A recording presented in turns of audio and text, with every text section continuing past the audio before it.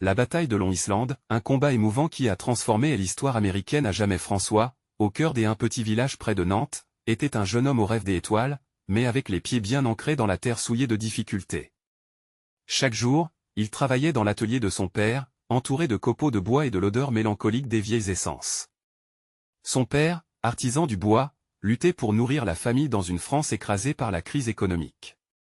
Pourtant, chaque soir, en rentrant chez eux, l'amour dégoulinant de gentillesse, de rires échangés autour d'un modeste repas, était comme le chausson réconfortant d'un foyer chaud. Mais François, avec son cœur tendre et son esprit rêveur, regardait le monde à travers un prisme différent. Les histoires des anciens combattants du village le captivèrent, des hommes et des femmes, au regard farouche et à l'assurance tremblante, qui avaient défié des tempêtes pour la liberté.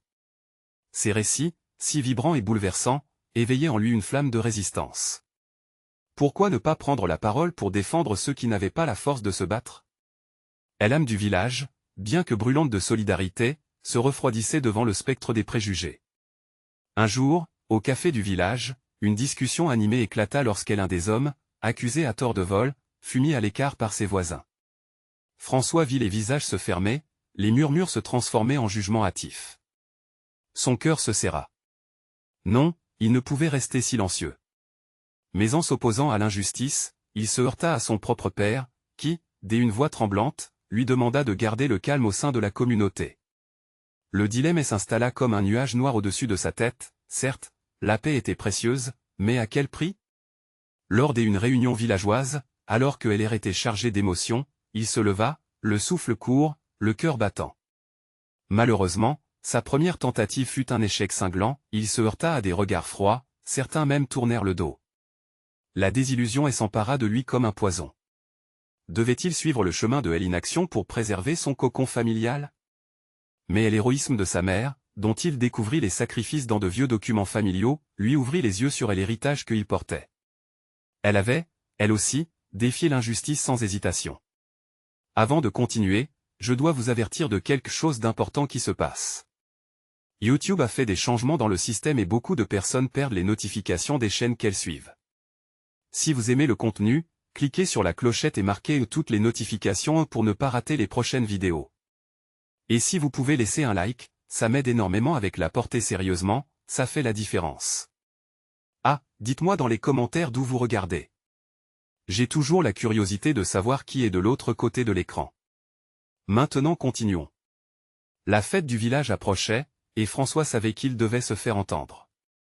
Éveillé par l'honneur de ses ancêtres, il se tenait devant ses concitoyens, nerveux mais déterminé. Quelque chose se brisa en lui ce jour-là. Parlait-il pour lui ou pour ceux qui avaient soif de justice? Le murmure dans la foule augmenta, les visages se tendirent. Allait-il rétablir la vérité, ou s'enflammer encore plus les passions? Dans ce rare moment de confrontation, une question, lancinante comme une onde de choc, l'envahit, pouvait-il rétablir la justice sans détruire cet amour familial qu'il chérissait tant? L'avenir du village reposait sur ses épaules, et François, avec son cœur en désordre mais la détermination en tête, savait qu'il lui restait une ultime bataille à livrer. Le matin de la fête du village, François se leva avec un mélange d'angoisse et d'espoir. Le ciel était d'un bleu éclatant, presque trompeur, comme si la nature jouerait le rôle d'un complice pour masquer la tension palpable dans son cœur. Il s'habilla avec soin, glissant ses mains dans une chemise fraîchement repassée, reflet de son désir de faire une bonne impression. Sa mère, en observant son agitation, le réconforta d'un sourire bienveillant, mais ses yeux trahissaient une préoccupation silencieuse. En se rendant à la place principale du village, le bruit des rires et des chansonnettes remplit l'air, mais chaque gaieté semblait résonner comme un écho lointain. Ses pensées dérivaient vers la réunion de la veille, où il avait échoué à défendre l'injustice.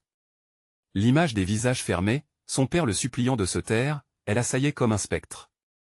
Allait-il faire un autre pas vers la lumière ou rester dans l'ombre, paralysé par la peur? Le parc, décoré de guirlandes et de fleurs, était plein de vie, et les villageois riaient, s'affairant autour des stands de nourriture et de jeux. François se fraya un chemin jusqu'à la scène principale, sa tête tournoyant d'adrénaline. Soudain, ce qu'il avait à dire, cette vérité brûlante en lui, lui semblait à la fois essentielle et terrifiante.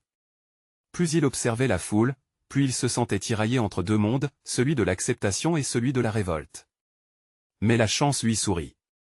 Un vieux combattant, un homme que tout le village respectait, prit la parole. Son regard, déterminé et sage, captiva l'attention. Nous avons tous des histoires à raconter. Des histoires qui méritent d'être entendues, commença-t-il, la voix vibrante des émotions. François, en entendant cette invitation à la parole, sentit son cœur se lever. C'était maintenant ou jamais. Quand l'homme termina son discours et se tourna pour inviter d'autres à s'exprimer, François sentit un frisson lui parcourir le corps. La foule le regardait, les yeux pleins d'attente, chacun suspendu à ses lèvres. Avec un pas en avant, il s'élança vers le devant de la scène. Le murmure dans la foule se turba lentement. Les battements de son cœur résonnaient comme un tambour, lui rappelant à chaque instant la précarité de ce moment. Je viens ici aujourd'hui non pas seulement pour parler de moi, mais pour défendre ceux que vous avez oubliés, commença-t-il, la voix tremblante. Les regards se firent curieux, certains intrigués, d'autres indifférents. Mais il poursuivit, l'émotion l'emportant. Il y a des gens parmi nous qui souffrent en silence. Des injustices qui rongent notre communauté. Pourquoi fermons-nous les yeux? Une tension électrique monta dans l'air alors que les murmures se multiplièrent. Certains acquiesçaient, d'autres fronçaient les sourcils, mais tous l'écoutaient. Le jeune homme, plein de passion, ne reculait plus.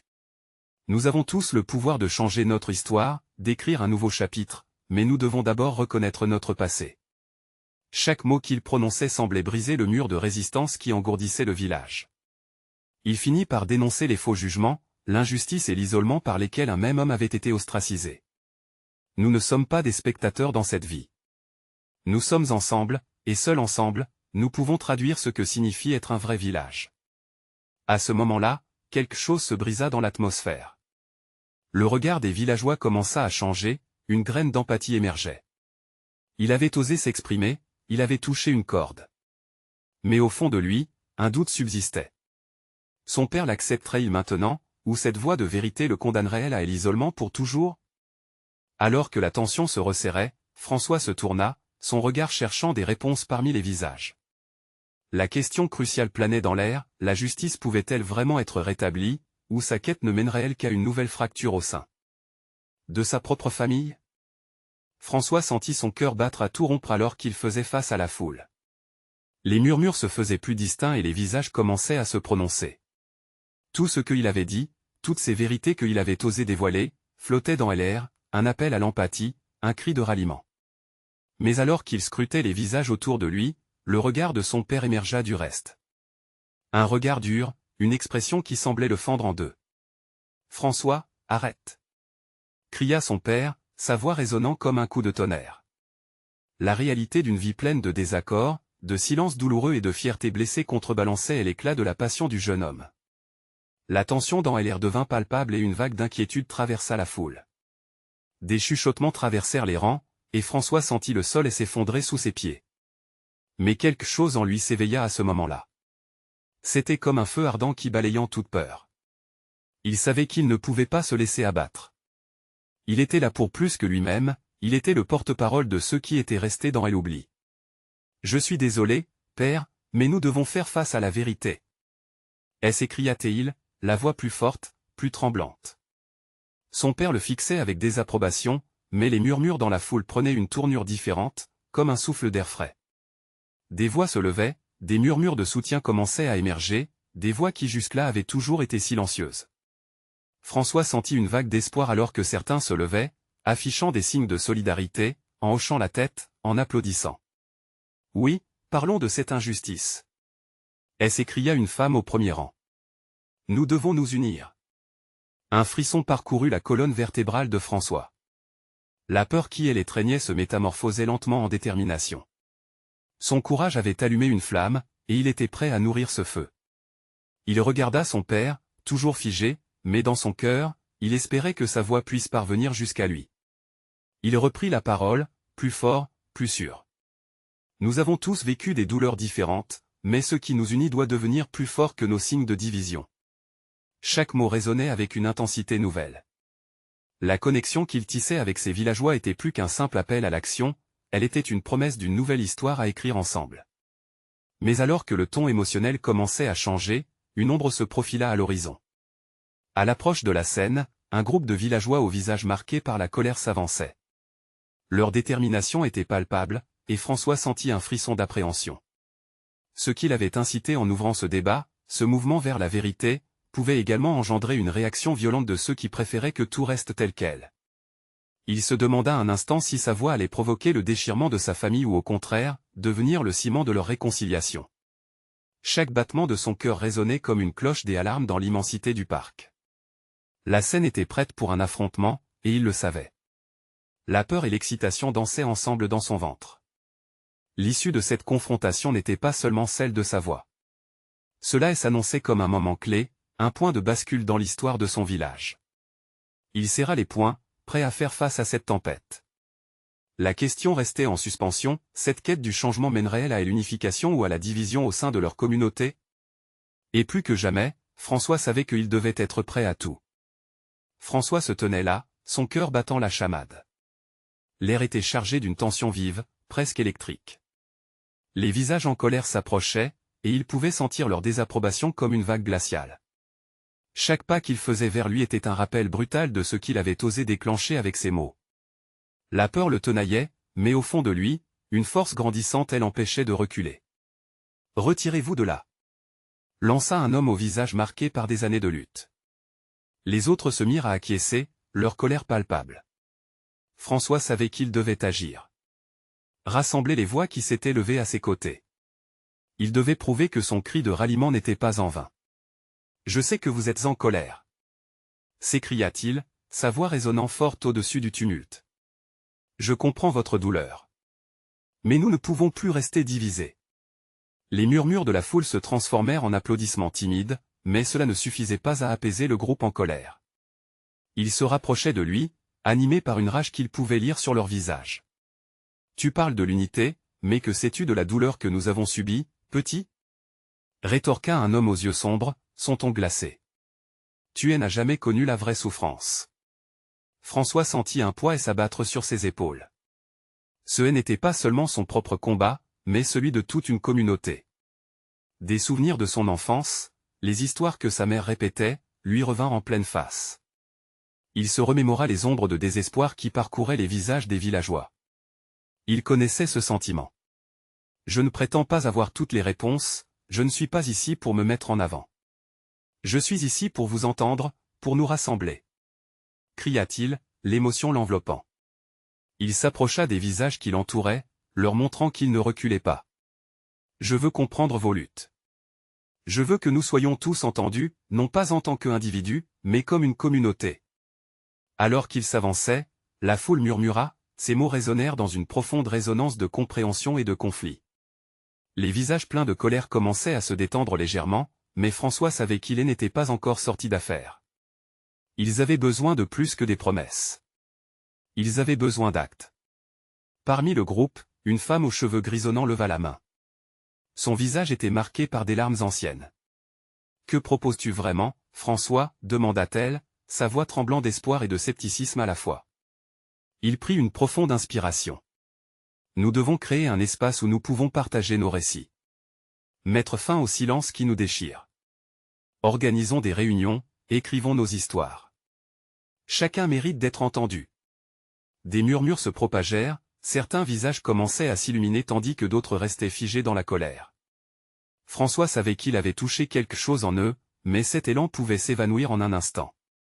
Il se retourna une dernière fois vers son père, qui observait la scène, un air perplexe sur le visage.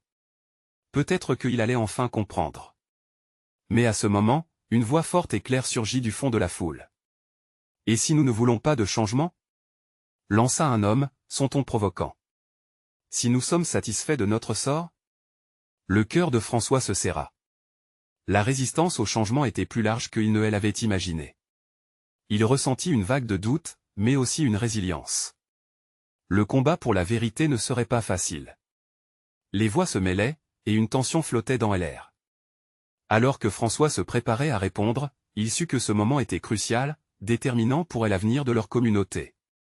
La tempête qui se préparait l'effrayait, mais il ne pouvait plus faire marche arrière.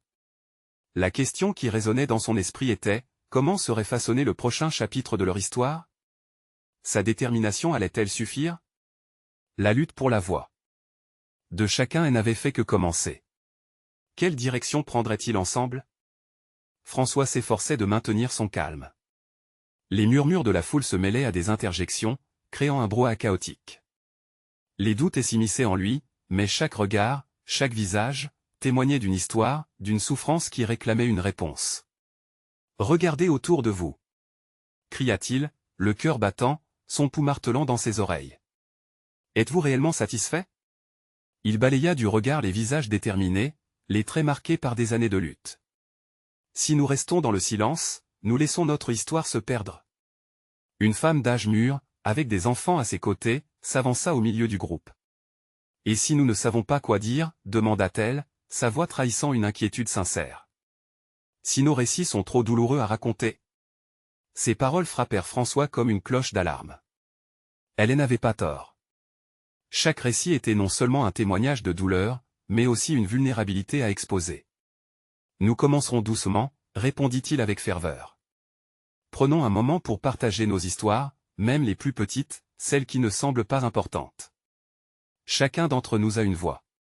C'est ensemble que nous construirons notre force. » Puis, comme un éclair de lucidité, il proposa, « Pourquoi ne pas organiser une rencontre, ici même ? Nous pourrions créer un cercle où chacun se sente en sécurité pourrait s'exprimer. Cela pourrait être le début d'une transformation. » Les tensions commencèrent à se dissiper lentement alors que des murmures de réflexion parcouraient la foule. Certains commençaient à hocher la tête, intrigués par l'idée. François le sentit, ce léger souffle d'espoir qui lui donnait le courage d'aller encore plus loin. Il ajouta d'une voix plus douce, « Nous pouvons être là les uns pour les autres. Si nous partageons nos luttes, nous découvrirons notre force commune. » Un homme du fond, celui qui avait d'abord contesté, prit alors la parole. « Et si ça ne change rien ? Si derrière ces mots, il n'y a que promesses ?» Ces interrogations, bien que craintives, étaient empreintes d'honnêteté. Ces mots résonnaient avec la peur de l'échec, celle de promettre des choses impossibles. « Échouer est une partie du processus, » affirma François, décidé. « Mais ne pas essayer est la vraie défaite. Ensemble, nous avons le pouvoir de décider de notre avenir. Cela commence par un pas, par une simple histoire qui pourrait nourrir l'espoir. » Des émotions bruissaient, tantôt de l'espoir, tantôt du scepticisme. Mais une lueur de détermination brillait dans certains visages. François pouvait sentir ce changement subtil dans l'atmosphère, comme si l'air du silence s'effritait, laissant place à quelque chose de nouveau. Soudain, la femme aux cheveux grisonnants, celle qui avait soulevé la première question, s'avança encore, son regard bienveillant. « Si je partage mon récit, que arrivera-t-il » demanda-t-elle, sa voix tremblante mais résolue. « Vous inspirerez des autres à faire de même » lui assura François. « Vous ouvrirez la voie à la guérison. Chaque mot que vous prononcerez sera une pierre ajoutée à l'édifice que nous construisons. » À ce moment-là, quelque chose se produisit. Un homme, tout au fond, leva timidement la main.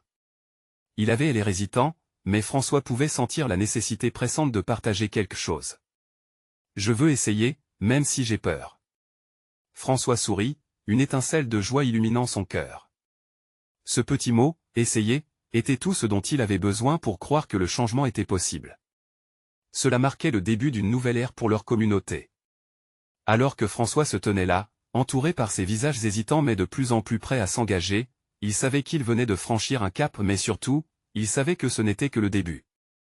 Quelle histoire émergerait des récits de ces âmes courageuses? Leur voix, unie, pouvait-elle vraiment résonner au-delà de leur commune souffrance? François observa alors le groupe, son cœur battait toujours aussi fort. Les visages, empreints de doutes et d'espoir mêlés, lui semblaient désormais plus lumineux. Ce moment, cet instant fragile et précieux, était exactement ce qu'il espérait, une opportunité de renaissance collective. Il fit un pas en avant, déterminé à ouvrir la porte à ce nouvel espace de parole. « Je vais commencer » annonça-t-il, malgré le tremblement de sa voix. Il devait montrer l'exemple. « Quand j'étais jeune, je ressentais une telle solitude. Je pensais que mes luttes étaient uniques, que personne ne me comprendrait. Mais un jour, j'ai finalement décidé de partager mes peurs avec un ami. » Il inspira profondément, cherchant les mots justes afin de transmettre la force que ce moment avait eue sur lui. Cela a été le début de ma guérison. Je me suis rendu compte que d'autres avaient traversé des épreuves similaires. Nous avions tous besoin de nous écouter, de nous soutenir. La femme aux cheveux grisonnants l'observait intensément, comme si chaque mot qu'il prononçait résonnait à l'intérieur d'elle. Soudainement, il la vit hocher la tête, une lueur d'encouragement naissant dans son regard. « Je vais partager, dit-elle, la voix plus assurée. Elle avança dans le cercle formé par la communauté, les craintes s'effritant à mesure qu'elle s'ouvrait. Quand j'ai perdu mon mari, je me suis sentie coupée du monde, j'avais peur de ne pas être entendue, de ne pas être comprise. Mais aujourd'hui, je vous parle non seulement de ma douleur, mais aussi de ce que j'ai appris sur elle, l'amour et la résilience. » François sentit l'énergie dans l'air changer. Les autres se rapprochèrent, attentifs, écoutant chaque mot avec une attention fascinée. Un homme d'un âge similaire à celui de la femme prit la parole, se levant avec hésitation. « J'y ai toujours cru que ma souffrance était la seule qui importait. Mais je comprends maintenant que nous avons tous nos fardeaux. Peut-être que partager les nôtres peut nous libérer, nous rapprocher. » Un frisson parcourut l'assemblée. Chaque histoire rendait le groupe plus uni. Les craintes étaient mises de côté, remplacées par la force de la vulnérabilité. Les témoignages affluaient, chacun apportant un fragment de lumière dans les coins sombres de leur passé. Une mère parla de ses combats pour offrir un avenir à ses enfants, un adolescent évoqua son sentiment d'isolement face à l'incompréhension. François écoutait, les émotions tourbillonnant dans son cœur. La puissance des récits, comme une onde de choc, résonnait dans le collectif. Il réalisait que ces échos de partage étaient les graines d'un changement profond. Après plusieurs histoires partagées, la femme aux cheveux grisonnants se tourna vers François, les larmes aux yeux. « Merci de nous avoir poussés à parler. Je ne pensais pas que ma voix pouvait avoir ce pouvoir. » François sourit, le cœur empli de gratitude et d'espoir. Ce cercle, qui avait commencé avec tant de crainte, était devenu un havre de compréhension et d'empathie.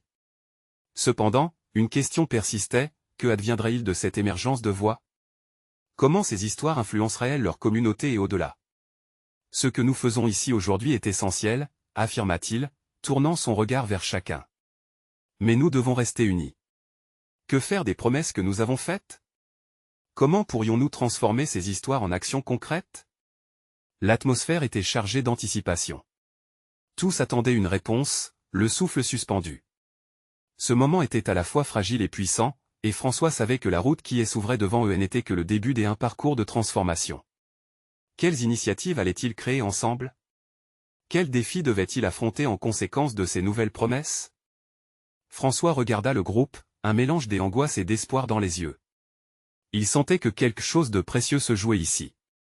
Chaque regard partagé, chaque sourire timidement échangé, tissait une toile invisible entre eux. C'était comme si, petit à petit, des barrières invisibles commençaient à s'écrouler. Nous sommes réunis ici pour plus qu'un simple échange de mots, poursuivit-il, cherchant à éveiller leur énergie collective. Chacun de nous porte une histoire. Et ces histoires, ensemble, forment la pierre angulaire d'un changement. Qu'en pensez-vous? Les murmures s'élevèrent parmi l'assemblée, chacun réfléchissant à l'idée d'agir ensemble. Un jeune homme aux épaules voûtées, qui n'avait pas encore parlé, se leva. Ses mains tremblaient légèrement, mais sa voix était ferme. J'y ai toujours eu peur de parler en public. J'y ai pensé que mes luttes n'intéressaient personne. Mais aujourd'hui, entendre vos histoires m'a inspiré. Je ne veux plus être un spectateur de ma vie, je veux faire partie de quelque chose de plus grand. Un souffle collectif de soutien traversa le groupe. François sentit et l'espoir s'intensifier. Ils avaient conscience de leur pouvoir potentiel. Chacun avait un rôle à jouer, et ce moment marquait l'aube d'une nouvelle ère. Que diriez-vous de créer un projet ensemble? Proposa-t-il avec excitation. Quelque chose qui permettra de faire entendre notre voix. Un lieu où des autres pourront se rassembler, partager leurs histoires, et sentir cette même force. Les yeux des participants s'illuminèrent à cette idée. Une femme s'avança, son regard déterminé. Pourquoi ne pas organiser des ateliers mensuels? Des rencontres où nous pourrions parler de nos expériences, mais aussi montrer aux autres qu'ils ne sont pas seuls? Ces mots furent accueillis par des hochements de tête enthousiastes. François sentait la beauté de ce moment et l'emportait.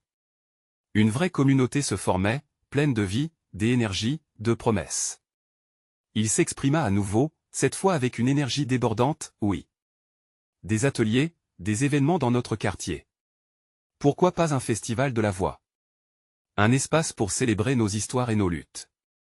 Montrons au monde que nous sommes ici, ensemble. Et l'enthousiasme grandissait, comme une vague qui ne demandait que à déferler.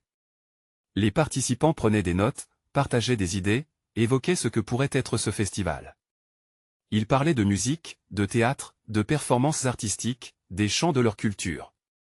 Chaque suggestion ajoutait une nouvelle couleur à leur toile commune. Puis une jeune femme, jusqu'alors silencieuse, murmura timidement, « Mais si nous parlons, comment nous assurer que nos histoires ne seront pas perdues? Que ce que nous avons construit ici se poursuivra ?»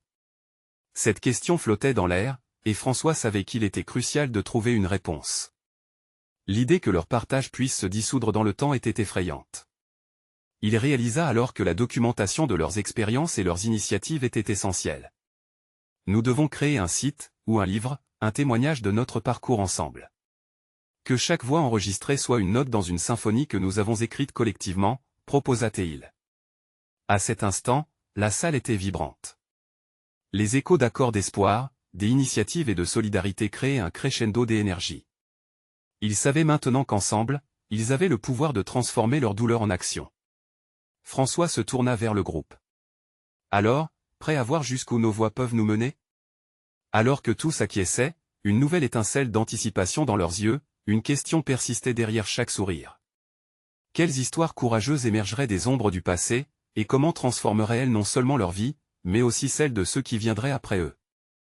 François observa le groupe, et l'excitation palpable dans l'air. Il pouvait presque toucher ce désir de transformation, ce besoin d'être entendu. Sa voix résonna alors qu'il s'adressait à eux avec une intensité renouvelée. Imaginez, un festival qui rassemble non seulement notre quartier, mais aussi ceux qui se sentent isolés, ceux qui ont besoin d'entendre des histoires. Des histoires d'espoir, de surmonter la douleur. Les membres du groupe se regardaient, leurs yeux s'éclairant à la perspective.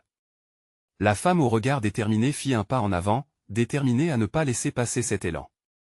Nous pourrions inviter des artistes, des écrivains, même des musiciens pour animer cet événement. Qu'en pensez-vous? Un flot des idées déferla comme un torrent. Un homme proposa des panneaux des affichages où chacun pourrait écrire son histoire, ses aspirations. Une autre femme parla d'une exposition de photos capturant les visages de ceux qui avaient traversé des épreuves.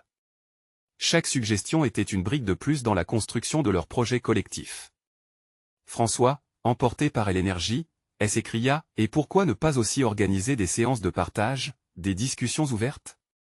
Ce serait un moyen de relier nos voix à l'histoire de notre communauté. » Il sentait son cœur battre plus vite. Ils étaient à la croisée des chemins, et il voyait des étincelles de passion dans les yeux de chacun.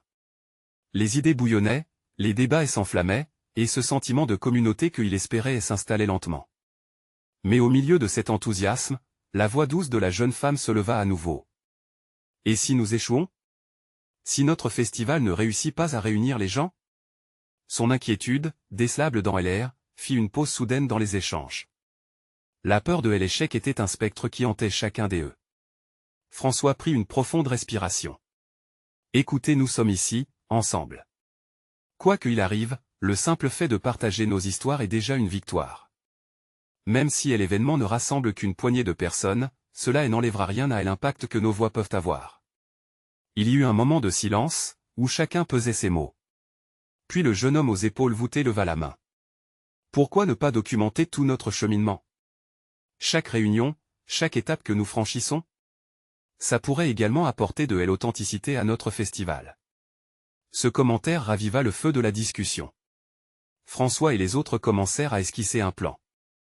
Ils discutèrent des rendez-vous réguliers, des objectifs à atteindre, de la création d'un blog ou d'un journal qui capturerait leur expérience. Chaque pas avant serait non seulement une avancée pour l'événement, mais aussi un témoignage pour ceux qui viendraient après eux.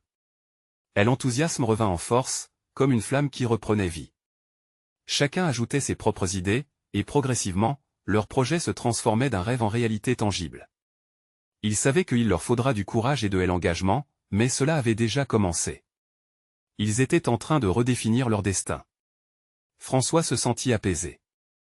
À l'instant où il les observa, groupés comme une vraie communauté, il comprit que peu importe les obstacles à venir, ils avaient créé quelque chose d'unique.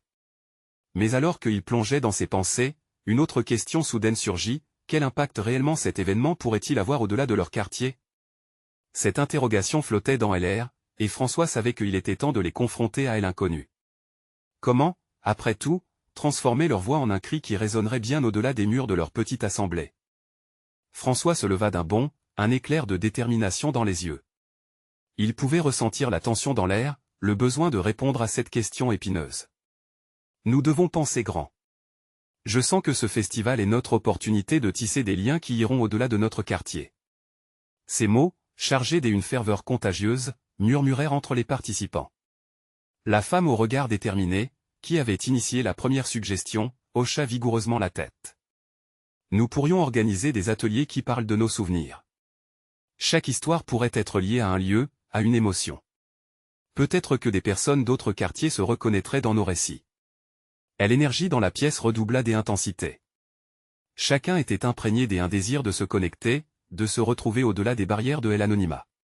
François réfléchissait déjà à tous les yeux qui pourraient briller, à toutes les voix qui pourraient s'élever ensemble, comme un cœur se frayant un chemin à travers l'obscurité.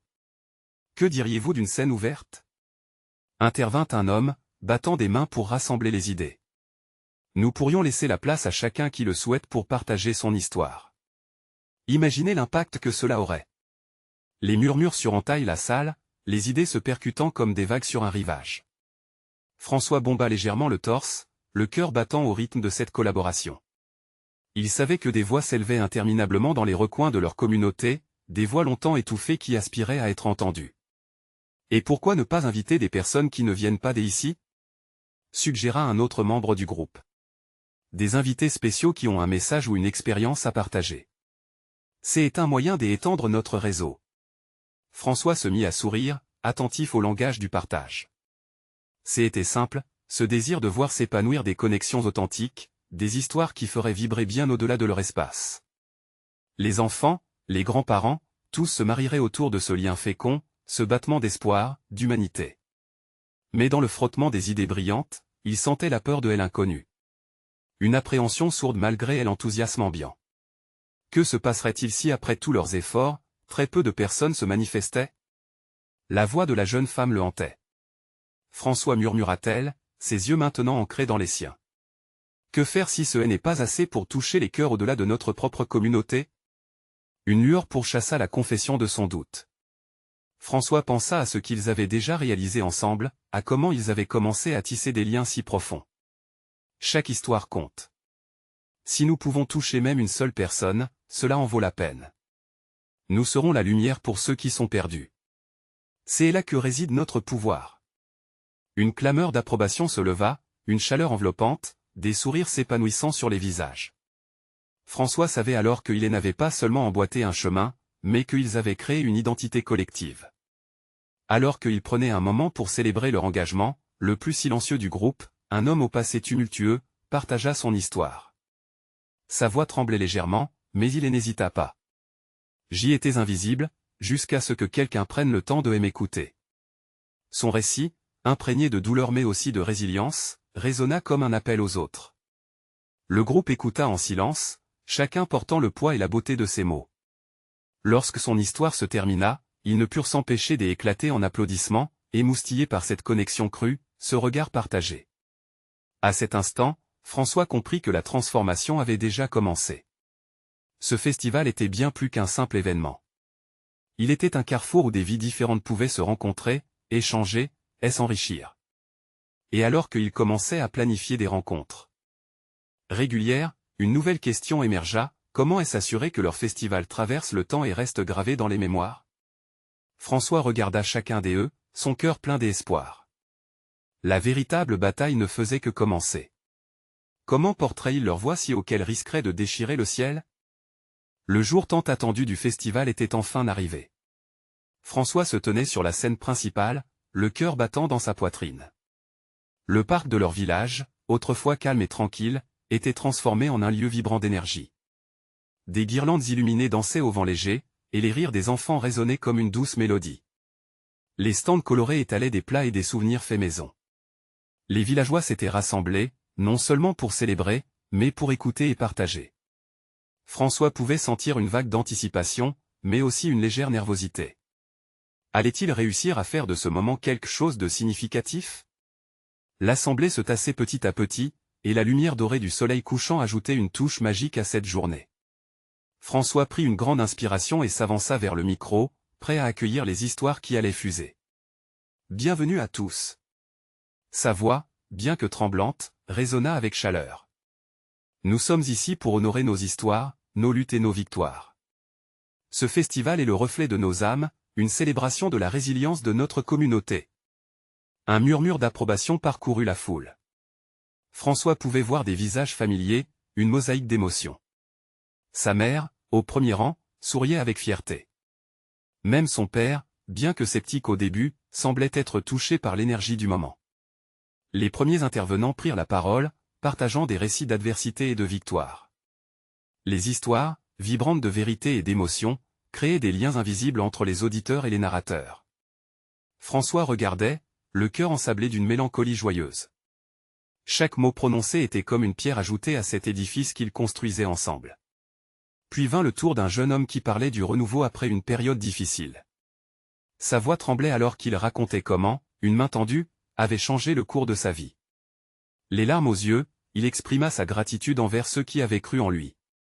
Au fur et à mesure que ces mots s'écoulaient, François sentit l'émotion de la foule en réponse, un frémissement d'espoir partagé. Toujours, l'énergie s'électrisait. Mais une question restait en suspens, comment pérenniser cette dynamique? François, conscient des défis à venir, se tourna vers le public. À partir de maintenant, ce festival ne doit pas être qu'une seule journée de célébration. Nous devons continuer cette conversation, bâtir des ponts, et prolonger les liens que nous avons créés ici aujourd'hui. Le silence s'installa un instant, puis une clameur de soutien émergea de la foule. François vit des visages illuminés par l'espoir, prêts à s'engager. Plusieurs autres activités étaient déjà planifiées, des ateliers de partage, des groupes de parole, des projets d'entraide. Cela prenait forme, et un cercle se créait graduellement autour de ce désir commun d'apprendre des autres. Au fur et à mesure que la journée avançait, François observa son père, qui, enfin, échangeait des sourires avec ses voisins. Ce simple moment était tout ce qu'il avait espéré. À la fin de la journée, alors que le soleil se couchait et que des étoiles commençaient à scintiller dans le ciel, François, le cœur léger, se tenait avec sa mère et son père, enfin sur la même longueur d'onde. « Je suis fier de toi, mon fils », murmura son père, une larme au coin de l'œil. Ce petit mot résonna comme un écho puissant, remplissant le vide qui avait longtemps perturbé leur relation. François comprit alors que ce festival n'était pas seulement un événement, mais un tournant. Comme il partait, une idée germait en lui, immortaliser ses histoires. Une compilation des témoignages recueillis, un livre qui porterait les voix de la communauté bien au-delà de leur village. Mais plus que ça, il savait que chacun d'eux avait le pouvoir d'éveiller d'autres au sein de la société. Leur histoire commune, tissée de souffrance et de joie, serait un héritage à transmettre. François ressentit une chaleur, une force collective qui ne demandait que à s'épanouir. Les voix unies résonneraient au-delà des murs de leur maison, et la lumière d'une nouvelle ère brillait intensément devant eux. En empruntant le chemin vers la maison, un brin de joie au cœur, François entendit le doux murmure des rêves qu'ils avaient tous façonnés ensemble. Leur histoire ne faisait que commencer. Ne manquez pas cette aventure. Abonnez-vous immédiatement à la chaîne pour ne pas rater les récits qui façonnent notre humanité. Laissez un like maintenant pour nourrir l'algorithme et faire grandir notre communauté. Partagez vos réactions et théories sur la fin dans les commentaires, et surtout, partagez instantanément cette vidéo avec au moins 5 amis qui ont besoin de voir cette transformation. C'est le moment de montrer votre soutien. N'attendez pas une seconde de plus, chaque action compte.